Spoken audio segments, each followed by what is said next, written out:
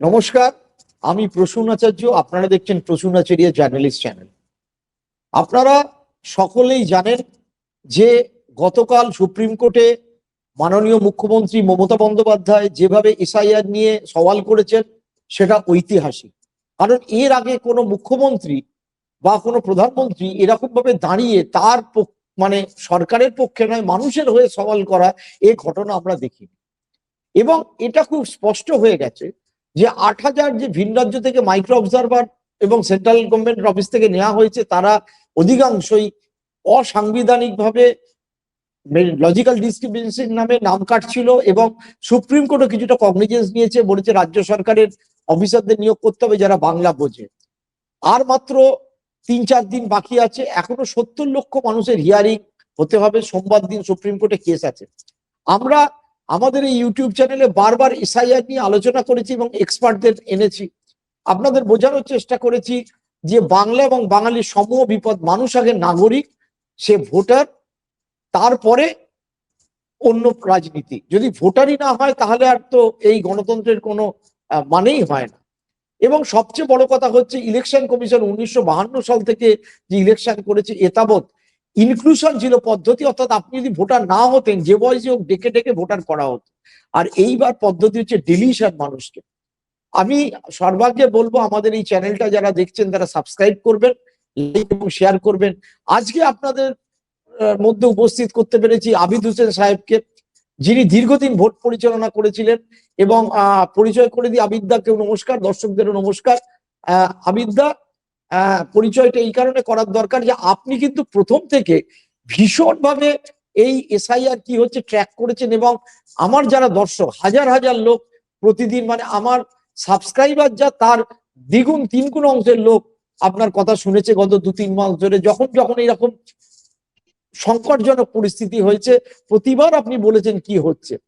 তো আজকে স্পষ্টভাবে শুনতে চাই আপনার কি মনে হলো প্রাথমিক রিয়াকশন যে মমতা বন্দ্যোপাধ্যায় লয়ার হিসেবে যেভাবে দাঁড়িয়ে সওয়াল করলেন, যেটা অনেক ইংরাজি জানা অনেক এলিট সেকশন যারা মমতা বন্দ্যোপাধ্যায়কে দেখতে পারে না তাদের কাছে বিস্ময়, যদিও তাদের ভোট খুব কম।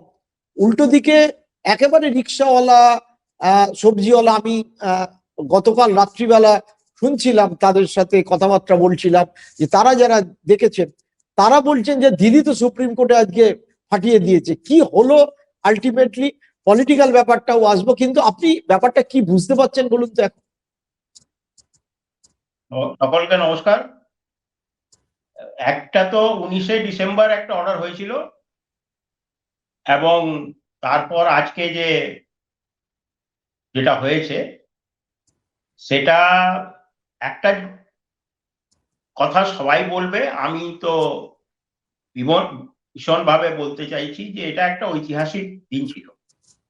ডেমোক্রেসি, ভারতবর্ষের ডেমোক্রেসি গণতন্ত্রর যখনই ইতিহাস লেখা হবে, যখনই এর ওপরে বই লেখা হবে, যখনই এর ওপরে রিসার্চ হবে, তখন পশ্চিমবাংলার মাননীয় মুখ্যমন্ত্রী, যিনি মমতা ব্যানার্জি হিসেবে রিট পিটিশন ফাইল করে নিজে সওয়াল করেছেন এবং পশ্চিমবঙ্গের 10-11 কোটি মানুষ এবং 7 কোটি প্লাস ভোটার, তার যে গণতান্ত্রিক অধিকার, সে অধিকারের রক্ষা করাতে উনি যে রোলটা প্লে করলেন, সুপ্রিম কোর্টে নিজে দিল্লিতে গিয়ে ইলেকশন কমিশনের সঙ্গে দেখা করে এবং পরে সুপ্রিম কোর্টে দাঁড়িয়ে যে সওয়াল করেছেন, উনার যে ব্যথা, উনি 3 জাজ বেঞ্চকে বলেছেন যে ডেমোক্রেসিকে বাঁচা, প্লিজ সেভ দি ডেমোক্রেসি।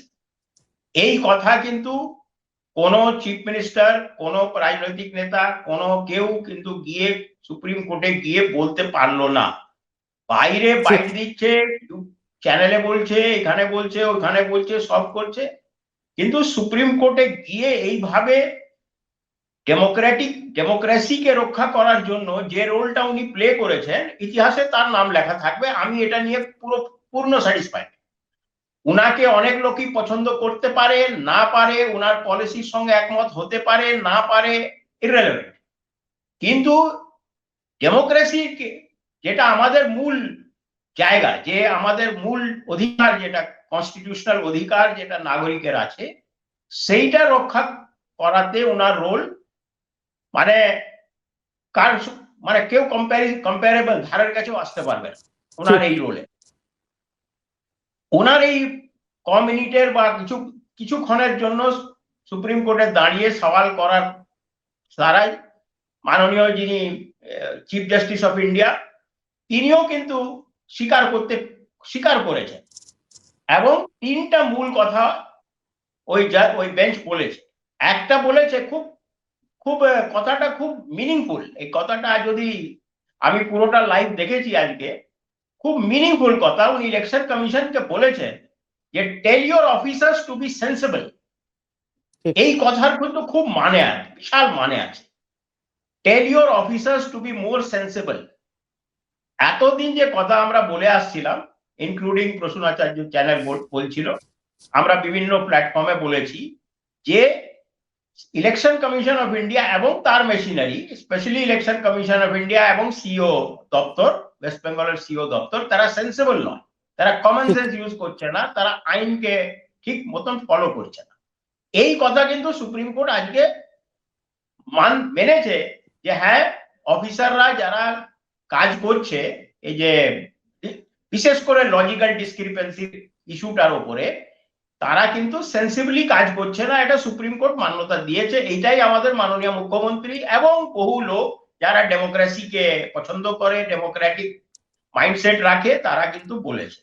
এবং আজকে আমি দেখছিলাম অনেক লোকই ক্রিটিসিজম যারা করেন মাননীয় মুখ্যমন্ত্রী কে বা মমতা ব্যানার্জিকে যারা ক্রিটিসাইজ করে, তারা কিছু লোক ক্রিটিসাইজ করছে, কিন্তু সেটা ক্রিটিসাইজ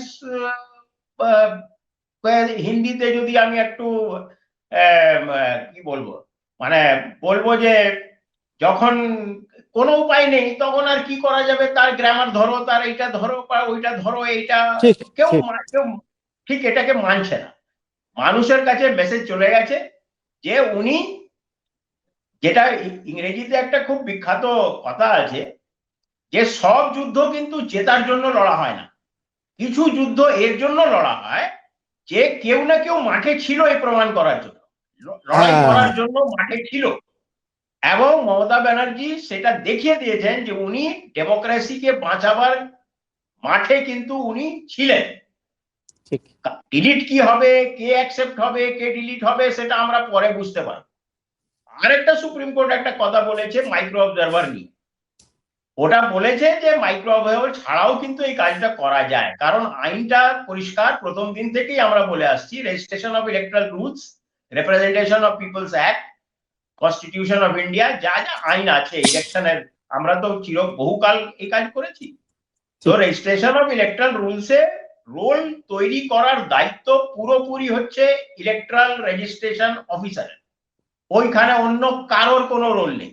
এই মাইক্রো অবজারভার তদারকি করবে, ডিস্ট্রিক্ট অবজারভার তদারকি করবে, স্টেট অবজারভার তদারকি করবে, তারা খুব কম্পিটেন্ট লোক হতে পারে, কিন্তু তাদের কোনো আইনি কোনো বৈধতা নেই। আইনি বৈধতা এবং আইনি ক্ষমতা একমাত্র যার আছে। হ্যাঁ, আমার প্রশ্ন হচ্ছে যে তার মানে ইআরওর হাতেই কিন্তু মূল ক্ষমতা, অথচ আমরা দেখতে পাচ্ছি এই রাজ্যে ইআরওদের অর্থাৎ ইলেকশন রেজিস্ট্রেশন অফিসার যেটা, তাদেরকে একেবারে মানে সাইড লাইন করে মাইক্রো অবজারভাররা কি করবে সেইটার উপরেই পুরো চাপিয়ে দেওয়া হলো। এটা কি আনকনস্টিটিউশনাল অথবা ইলেকশন কমিশনের যে রুল সেটার পরিপন্থী? একদম পুরো মাইক্রো অবজারভারের রোল প্রিপারেশনে কোনো রোল নেই। ডিস্ট্রিক্ট লেভেল অবজারভার গিয়ে দেখতে পারে, মানুষের সঙ্গে কথা বলতে পারে, স্টেট অবজারভার কথা বলতে পারে এবং কমিশনকে রিপোর্ট দিতে পারে, সে ইআরও কে কোনো ডাইরেকশন দিতে পারে না। কিন্তু দেখা যাচ্ছে এদের টোপকে মানে বিএলও তাদের কাছে নতজানু হয়ে রয়েছে, ইআরও তাদের কথা শুনছে না, চেঞ্জ করে দিচ্ছে, এবং বলা হচ্ছে যে মাইক্রো অবজারভাররা যে তাদের হাতে ক্ষমতা দেওয়া হয়েছে, তারা যে অ্যাপ ব্যবহার করে অন্যরকম ব্যবহার মানে কম্পিউটার এর মধ্যে গিয়ে আর কি যেখানে ডাটা সেটা তারা ভেরিফাই করতে পারে। এই পদ্ধতিটাই তো চ্যালেঞ্জ হওয়ার দরকার ইলেকশন কমিশনে। মমতা ব্যানার্জির যে সাবমিশন, সেই সাবমিশনে কি এটা কিছুটা চ্যালেঞ্জ হয়েছে আপনার মনে হয়? হ্যাঁ, ওনার রিট পিটিশনে কিন্তু এই সব কথাগুলোই লেখা আছে যে এসআইআর এর যে পদ্ধতি, এসআইআর এর পদ্ধতিতে একমাত্র এইআরও আর ইআরও, আর তারপর অ্যাপেলেট অথরিটি হিসেবে ডিস্ট্রিক্ট ইলেকশন অফিসার মানে ডিস্ট্রিক্ট ম্যাজিস্ট্রেট আর চিফ ইলেকট্রাল অফিসার, ওরা অ্যাপেলেট অথরিটি, পরে অ্যাপিল করা যায় তাদের কাছে। মাত্র এদেরই রোল আছে, আর কারোর কোনো রোল নেই। একটা ছোট্ট ঘটনা বলি দর্শকদের ইন্টারেস্টের জন্য এই অবজারভারের রোল নিয়ে। 2014 সালে লোকসভা ইলেকশনে আমি রিটার্নিং অফিসার ছিলাম একটা পার্লামেন্টারি কনস্টিটিউয়েন্সিতে 2014 সালে। একজন অবজারভার খুব উৎসাহিত, কোথা থেকে ডাইরেকশন পেয়েছিলেন, কে বলেছিল, কি বলেছিল না বলেছিল, তিনি বায়াসড হয়ে আমাকে বললেন প্রেজেন্ট মুখ্যমন্ত্রী মানে মাননীয় মুখ্যমন্ত্রী মমতা ব্যানার্জির বিরুদ্ধে একটা এফআইআর করতে। উনি আমাকে বলেছিলেন, আমি উনাকে স্ট্রেট কাট বলেছিলাম এই রোল আপনার নয়, আপনি অবজার্ভ করে কমিশনকে রিপোর্ট করতে পারেন, আর যদি আপনি বলছেন যে এফআইআর করতে হবে কোনো অ্যাকশনের জন্য, তাহলে আপনি আমাকে লিখিত দিন। দুর্ভাগ্য এই ধরনের লোককে অবজারভার করে পাঠানো হয় যারা ইলেকশনের আইন কানুনের মানে মিনিমাম টুকুও জানে না। তাকে তিনি ওই কথাটা আমাকে লিখেও দিয়ে দিলেন যে you are directed to file an FIR against the chief minister. আচ্ছা, আমি উনাকে অ্যাকচুয়ালি প্রভোগ করেছিলাম যে আপনি লিখে দিন আমাকে। উনি যেই লিখলেন আমি ওইটাকে এনক্লোজ করে ইলেকশন কমিশন অফ ইন্ডিয়াকে পাঠিয়ে দিয়েছিলাম যে can the observer give a direction to the returning officer to act in any way, কোনো কিছু করতে পারে কি পারে না। এইটা হচ্ছে অবজারভারের আমাকে লিখিত order. Next day that observer was removed and he was রেপ্রিমান্ডেড।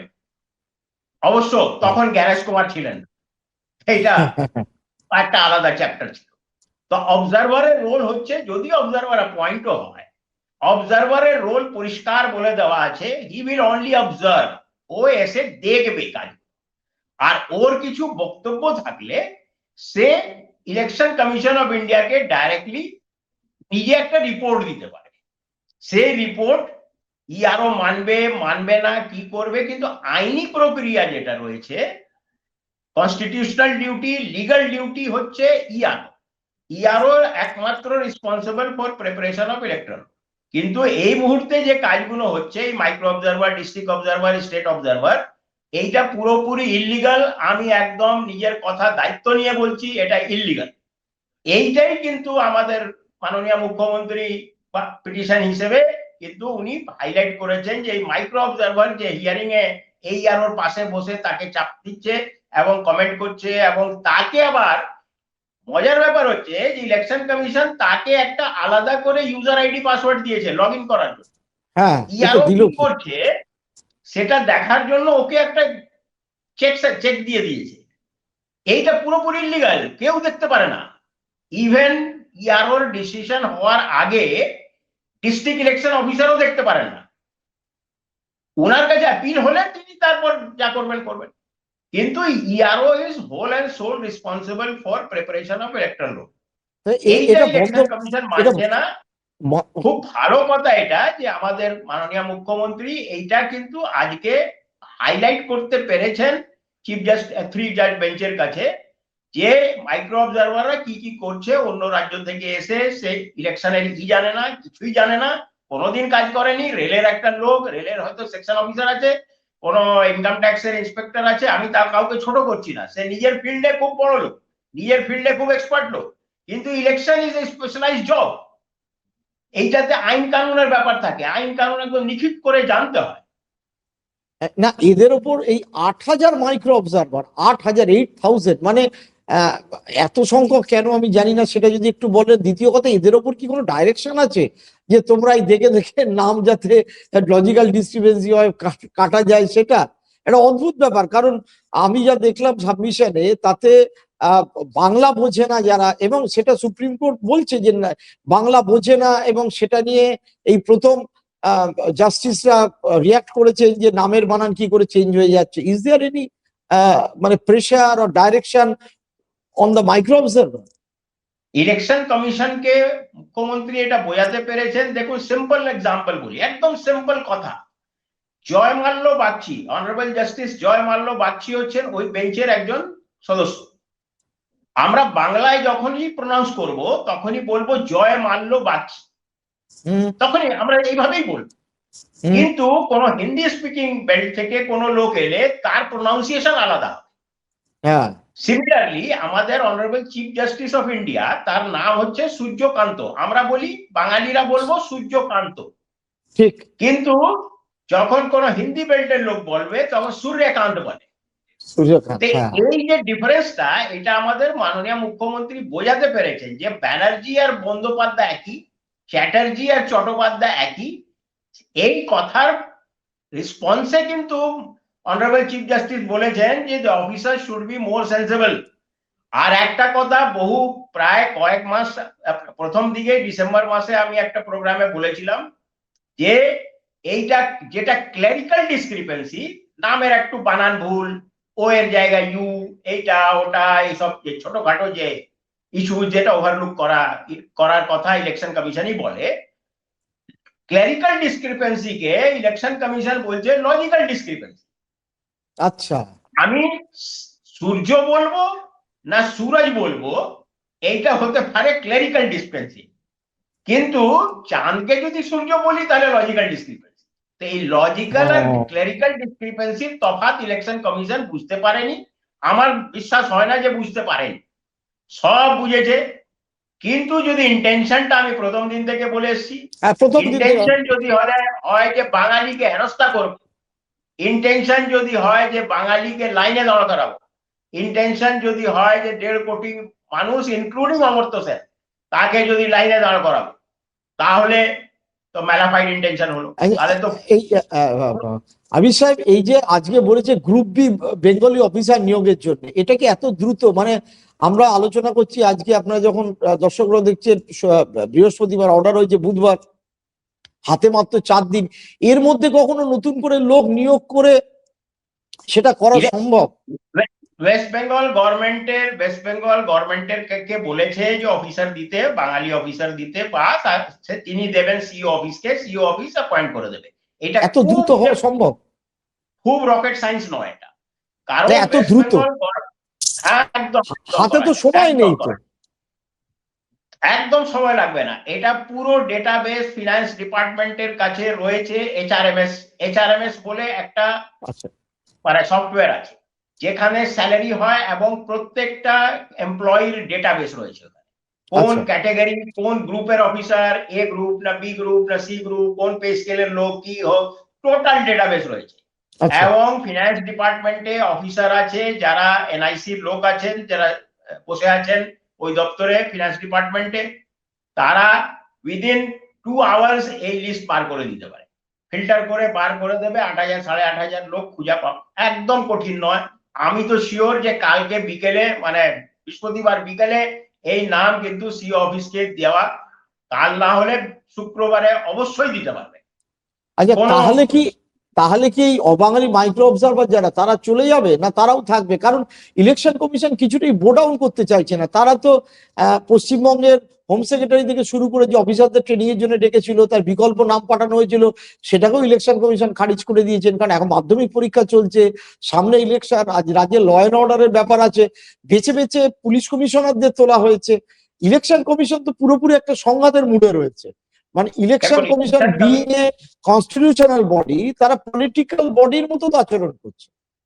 দেখুন, ইলেকশন কমিশন যদি একটা ইগো প্রবলেমে ভোগে, এটা তো ইগোর ব্যাপার নয়, কারোর পার্সোনাল ঝগড়া নয়। এটা এটা প্রথম জিনিস মেনে নিতে হবে যে এটা পার্সোনাল লড়াই নয়। সবাই নিজের নিজের ডোমেনে আছে। অনারেবল চিফ মিনিস্টার, তিনি একটা ইলেক্টেড চিফ মিনিস্টার, এটা আগে বুঝতে হবে যে একজন ইলেক্টেড চিফ মিনিস্টার, 3টে টার্মের চিফ মিনিস্টার, তিনি চিফ ইলেকশন কমিশনারকে 6টা চিঠি লিখেছেন। আজ পর্যন্ত ইতিহাসে এইরকম হয়নি যে কোনো স্টেট পার্টি বা কোনো একটা স্টেটের চিফ মিনিস্টার ইলেকশন কমিশনকে একটা চিঠি লিখবে এবং ইলেকশন কমিশন তাকে চিঠিটা অ্যাকনলেজ পর্যন্ত করছে না। এইটা অধ্যত্তর একদম চরম।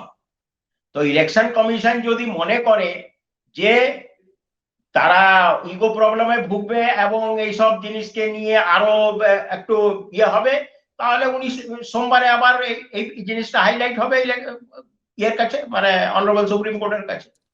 আমার মনে হয় না এখন এরপরে ইলেকশন কমিশন কিছু যদি তাদের সেন্সেবল হয়, আবার ওই কথাটা চলে আসি, এই কথা সেন্সেবল যে কথাটা, এটা মাননীয় চিফ জাস্টিস অফ ইন্ডিয়া বলেছেন, the officer should be more sensible. তো যদি election commission and it's machinery যদি সেন্সেবল হয়ে থাকে, তাহলে আর ওরা এসব করবে না। তারা লিস্ট পেয়ে গেলে অ্যাপয়েন্ট করে দেবে, কোনো ব্যাপার নেই। যে যে জেলায় আছে সেই জেলায় অ্যাপয়েন্টেড হবে, অন্য কনস্টিটিউয়েন্সিতে হবে, খুব একটা কঠিন কাজ নয়, এক কিন্তু দুদিনের মধ্যে করে দেওয়া যায়। কিন্তু হাতে তো আছে 4 দিন, রবিবার পর্যন্ত সময় আছে। এইবার আপনার এই রোববারের মধ্যে 40-70 লক্ষ লোককে হিয়ারিং এ ডেকে তাদের ডাটা ফিট করা কি সম্ভব না? ইট উইল বি এক্সটেন্ডেড, কারণ সোমবার হিয়ারিং আছে। আপনার কি মনে হচ্ছে? আমার পার্সোনাল মত হচ্ছে যে এটা সম্ভব নয়। ঠিক আছে, হ্যাঁ, এটা সম্ভব নয়। তাহলে কি হবে? ইলেকশন কমিশন যখন, sorry, honourable supreme court of India যখন শুনেছেন, তখন বলেছে যে আমরা সোমবারে এটাকে দেখব এবং maybe we may extend the date, বলেছে এটা। কিন্তু এই সোমবারে কিন্তু ইলেকশন কমিশন অফ ইন্ডিয়া আরো বেশি টাইম চেয়েছিল জবাব দেওয়ার জন্য, নোটিশ ইস্যু হয়েছে। ইলেকশন সুপ্রিম কোর্ট ইলেকশন কমিশনকে এবং চিফ ইলেকট্রাল অফিসারের অফিসকে নোটিশ ইস্যু করতে বলেছে। নোটিশ ইস্যু নিশ্চয়ই আজকেই হয়ে গেছে বা কালকে সকালে হয়ে যাবে। তাদের রিপ্লাই দেবে এবং তাদেরকে স্ট্যাটাস রিপোর্ট সোমবারে খুঁজবে। ইন দি মিন টাইম যদি রাজ্য সরকারের কাছে সিও চিঠি লিখে অফিসারের নাম চায়, তাহলে রাজ্য সরকার নিশ্চয়ই রেডি হয়ে বসে আছে, বা কালকে রেডি করে সন্ধ্যার মধ্যে দিয়ে দেবে। তারপর বল ইলেকশন কমিশনের কোর্টে তারা কি করবে, এবং আপিল করবে, প্রেয়ার দেবে সোমবারে নাকি যে হিয়ারিং করার জন্য আরো সময় লাগবে। তো দেখা যাক, আমার মনে হয় ডেট একটু এক্সটেন্ড হবে, কিছুদিন হয়তো এক্সটেন্ড হবে, কয়েকদিন দেবে, এটা আমার এবার ব্যক্তিগত।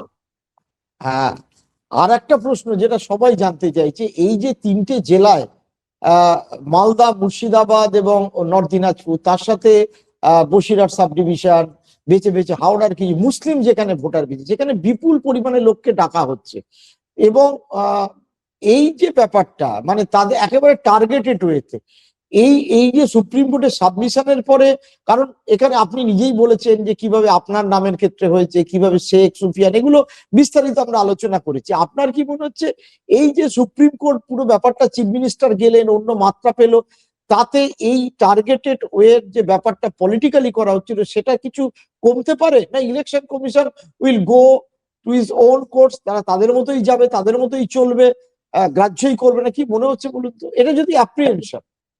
এই যে নাম কাটা টার্গেটেড কিছু গ্রুপকে, স্পেশালি মাইনরিটিদেরকে, মতুয়াদেরকে, আদিবাসীকে, রাজবংশীকে এবং দলিতদেরকে আর মহিলাদেরকে, এই যে টার্গেট করে যে নাম কাটার, যে ও মারা গেছে আর থাকে না এখানে, চলে গেছে, এই হয়েছে ওই হয়েছে, যে ফর্ম 7 গুলো জমা করছে।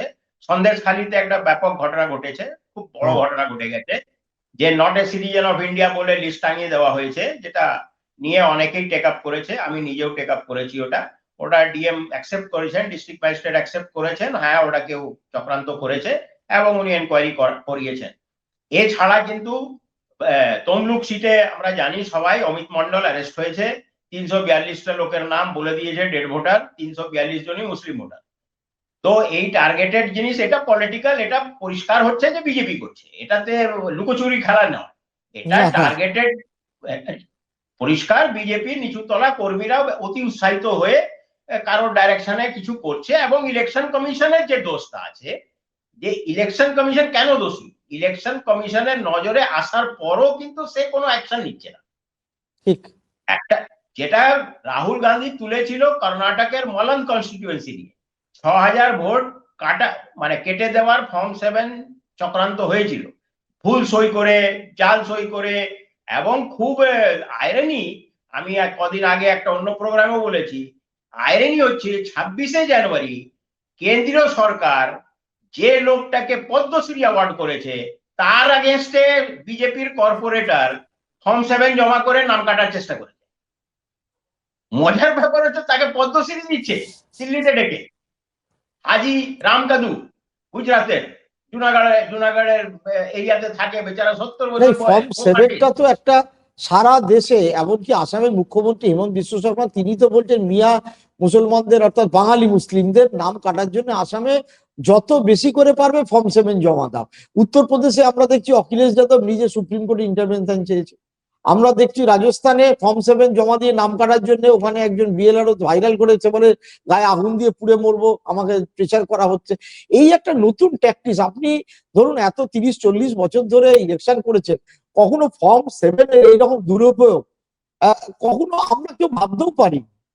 এটা কি নতুন ট্যাকটিস? ফর্ম 7 অনেক লোকই জানতোই না যে ফর্ম 7 হচ্ছে কোনো অবজেকশন করার ফর্ম। জেনারেলি ফর্ম 6 জমা হতো আর ফর্ম 8 জমা হতো কারেকশনের জন্য। ফর্ম 7 দুটো চারটে প্রতি কনস্টিটিউয়েন্সিতে 5টা 10টা 20টা করে হতো। সেই যারা মারা গেছে তাদের বাড়ির লোকেরাই ওটা করতো, যে হ্যাঁ আমার বাবা মারা গেছে, ওর নামটা ডিলিট করে দেওয়া। আমরা ফর্ম 7 এইভাবে দেখেছি। আজকে ফর্ম 7 যেটা অ্যাকচুয়ালি ছিল রোল ক্লিন করার একটা হাতিয়ার, সেটাকে এখন মানে টার্গেট করার হাতিয়ার করে দেওয়া আছে। এবং ইলেকশন কমিশনের যে দুর্ভাগ্য এটা আমাদের, যে ইলেকশন কমিশন তার সঙ্গে যুক্ত হয়ে গেছে। এইটা হচ্ছে দুর্ভাগ্য। লোকজন করবে, পলিটিক্যাল লোকেরা এইসব করবে, বদমাশি করবে, এটা আশা করা যায় যে বিরোধীরা এইসব করবে। কিন্তু ইলেকশন কমিশন কড়া হাতে যদি এইগুলোকে নিত এবং দু চারটাকে খুব কড়া অ্যাকশন নিত, including deregistration of political party বা রেপ্রিম্যান্ডিং দি স্টেট প্রেসিডেন্ট বা কাউকে বা কোনো এমএলএ কে বা যে করেছে, তাহলে এটা মেসেজটা যেত। কিন্তু ইলেকশন কমিশন তো নিজেই এর মধ্যে ইনভলভ হয়ে গেছে, তো তার কাছে আশা করা যাচ্ছে না। তবে আমি শেষে একটা কথা বলবো, পশ্চিম বাংলার যে 7,08,00,000 ভোটার যারা ড্রাফট রোলে ছিলেন, নাম আছে যাদের এখনো আছে, তাদেরকে আমি হাত জোড় করে রিকোয়েস্ট করছি, এই যে ইলেকশন কমিশন করছে এটা ভাববেন না তারা কিন্তু তৃণমূল বা মমতা ব্যানার্জিকে হেনস্থা করছে। তারা পশ্চিম বাংলার 11 কোটি বাঙালিকে হেনস্থা করছে। ঠিক। এবং এই 7,08,00,000 ভোটারকে আঙুল তুলে বলছে যে আমি তোমার নাম কাটবো, দেখি তুমি কি করে নাও। এই চ্যালেঞ্জটা ইলেকশন কমিশন করেছে, যেটা আমাদের খুব খারাপ লাগছে। নাম কাটবে, দু চারটা ভুল হবে, দু চারটা ঠিক হবে, নাম ইনক্লুড হবে, লোকে ভোট দেবে, সব লোকে ভোট দেয় এমনও কিছু নয়, কিন্তু আইডেন্টিটিটাকে চ্যালেঞ্জ করেছে, বাঙালির আইডেন্টিটিকে চ্যালেঞ্জ করেছে। এইটা বাঙালির বুঝে নেওয়া দরকার যে কেউ বন্ধু নয় আপনার। যারা এটাকে খুব একটু অতি উৎসাহিত হয়ে যারা এটা বলছেন খুব ভালো হচ্ছে, রোহিঙ্গা আর ঘুষপেটিয়া খুঁজে বেড়াচ্ছিলেন প্রথম দিকে, এখন আর কেউ খুঁজছে না, বোধহয় পাওয়া যাচ্ছে না। তো তাদের বুঝে নেওয়া উচিত যে বাঙালিকে চ্যালেঞ্জ করেছে, বাঙালি ঐতিহ্যকে চ্যালেঞ্জ করেছে। আর বাঙালিকে যখনই কেউ চ্যালেঞ্জ করেছে, ইনক্লুডিং আগেকার ব্রিটিশরাও, বাঙালি কিন্তু রাইজ টু দি অকেশন হয়েছে। এবং এটা আমাদের মুখ্যমন্ত্রী কিন্তু এটা আজকে দেখিয়ে দিয়েছেন। ইতিহাসে কোন সিটিং চিফ মিনিস্টার সুপ্রিম কোর্টে সওয়াল করেনি ডেমোক্রেটিক রাইটস এর জন্য বা মানুষের রাইটস এর জন্য। এইটা ইতিহাসে লেখা হবে। আমি লাস্ট খুব সংক্ষিপ্ত উত্তর। এক হচ্ছে বিজেপি বারবার বলছে যে যদি ভোটার মানে ফর্ম 7 জমা না দিতে হয়, না দিতে দেওয়া হয়, যেগুলো নাম যদি কাটা না হয়, তাহলে আমরা ভোট করতে দেব না। এটার ইম্প্যাক্ট কি ভালো হবে না খারাপ হবে? মানে এটা তো আপনার কি মানে খুব সংক্ষেপে, মানে ওটা পলিটিক্যাল স্টেটমেন্ট, আমি ওর উপরে কমেন্ট করতে চাইছি না, কারণ ওরা পলিটিক্যাল স্টেটমেন্ট দিচ্ছে, কেন দিচ্ছে সেই যুক্তি তার উত্তর তারাই। একদম একদম একদম একদম ঠিক আছে, ইলেকশন লড়বে কি লড়বে না সে তো ইলেকশন অ্যানাউন্স হওয়ার পর। আমার সেকেন্ড ক্লাস কোশ্চেন, তারপরে ফাইনাল একটা প্রশ্ন নেব। এই সম্প্রতি ধরা পড়েছে যে একই বাবার মানে একই নামের বাবা 300 জনের, কোথাও 90 জনের, কোথাও 70 জনের। এটার কারণটা কি? একই নামের লোক আছে, সেগুলোকে সবই একটা বাবা বলে দেখিয়ে দিচ্ছে, মানে কারণটা কি? আমি বলে দিই, ধরে নিন রামকৃষ্ণ মিশন। রামকৃষ্ণ মিশনে প্রচুর সাধু আছেন যারা নিজের পরিবারের নাম ভুলে গিয়ে এখন নতুন নাম গ্রহণ করেছেন, এবং তারা নিজের যে হেড থাকে তাকে বাবা বলে অ্যাকসেপ্ট করে নিয়েছে। তাহলে একটা রামকৃষ্ণ মিশন আশ্রমে যদি 400 সাধু থাকে এবং তারা ওই সন্ন্যাসী হওয়ার যে গ্রহণ করে নিয়েছে, তাদের যে হেড আছে তাকে বাবা গ্রহণ করে নিয়েছে। তাদের যখন ভোটার লিস্টে ফর্ম 6 করেছে, তখন ওই 400 দেখা যাবে 400 সন্ন্যাসী। আচ্ছা কিন্তু বুঝেছি, কিন্তু মিডিয়া এমন করে বলছে যেন এত গ্রস একটা মানে মেন স্ট্রিম মিডিয়া, যেটাকে গদি মিডিয়া বা দালাল মিডিয়া বলা হয়, যে দেখুন কিরকম ভাবে ভোটার তালিকা হয়েছে। উল্টোটা বলে দিই, এর উল্টোটা মুসলিমদের ক্ষেত্রে বলে দিই। মুসলিমদের ক্ষেত্রে ইয়েতিমখানা হয়। ইয়েতিমখানা মানে যার বাবা মা নেই, অনাথ, ঠিক অনাথ আছে, আশ্রম। সেই ইয়েতিমখানায় বড় হয়েছে, ও জানেই না যে ওর বাবা মাকে। ওইখানে যে হস্টেল সুপারিনটেন্ডেন্ট বা যিনি হেড অফ দি ইয়েতিমখানা আছেন, ওই রামকৃষ্ণ মিশনের মতো, তাকেই আচ্ছা, বাবা বলে বার্থ সার্টিফিকেট ওইটাই হয়। তাহলে সেইভাবে কতগুলো কেস সামনে এসছে। তো যে গদি মিডিয়া বোঝাচ্ছে যে একটা লোকের 389টা ছেলে, তা নয়। অ্যাকচুয়ালি এটা ইস্যুটা এটা রামকৃষ্ণ মিশনে হয়, ভারত সেবাশ্রম সঙ্গে হয়, আরো যে অর্ডার গুলো আছে, যে সন্ন্যাসীদের যে অর্ডার আছে, তারা তো নিজের পরিবার ত্যাগ করে আসে এবং সন্ন্যাসী হয়ে যায়, তারা নিজের নামটাও ত্যাগ করে দেয়। তো ওইখানে যিনি হেড থাকেন তিনি বাবা তার। তো ভোটার লিস্টে তো একটা রিলেটিভের নাম দিতে হয়, তখন ওই হেডের নামটা দিয়ে দেওয়া হয়। তো দেখা যাবে যে 400 লোকের আগেনস্টে একটা লোকের নাম আছে। এইটাই গদি মিডিয়া প্রচার করছে। এটা এর মধ্যে কোনো ইয়ে নেই, স্ট্রেংথ নেই, অ্যাকচুয়াল ইস্যু এটা। আমরা এটা কাজ আপনি করতে গিয়ে দেখেছি। অন্যদিন প্রোগ্রামে এক্সাম্পল আমিও দিয়ে দিতে পারবো। না, লাস্ট প্রশ্ন শেষ।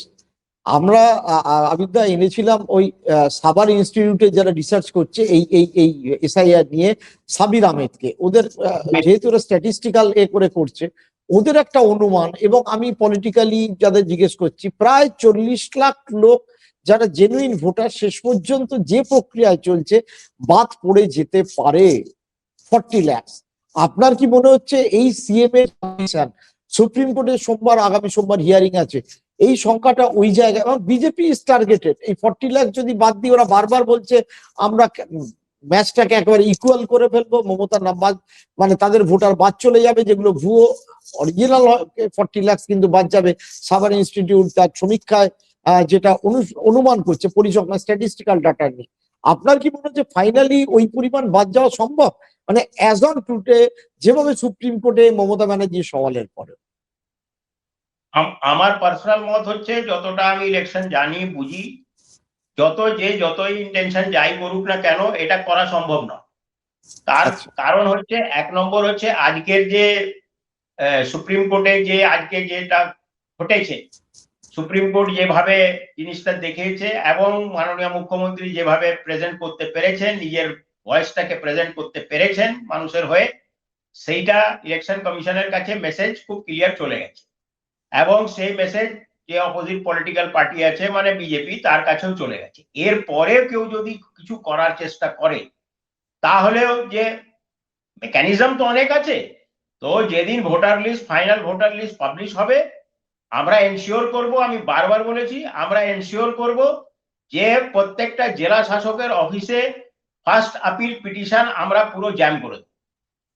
দেখা যাক জেলা শাসকরা কটা হিয়ারিং নিতে পারেন এবং ইলেকশন কমিশন সেই আপিলটাকে নিয়ে কি করে, এবং তারপরে সেকেন্ড আপিল সিও অফিসে, এটা আইনে আছে, আইনে বলা আছে, সিও অফিসে সেকেন্ড আপিল লাই করবে, তারপর দেখা যাক কিভাবে। we will wait and watch। আমি তো অনেক ধন্যবাদ আপনাকে যে এসছেন।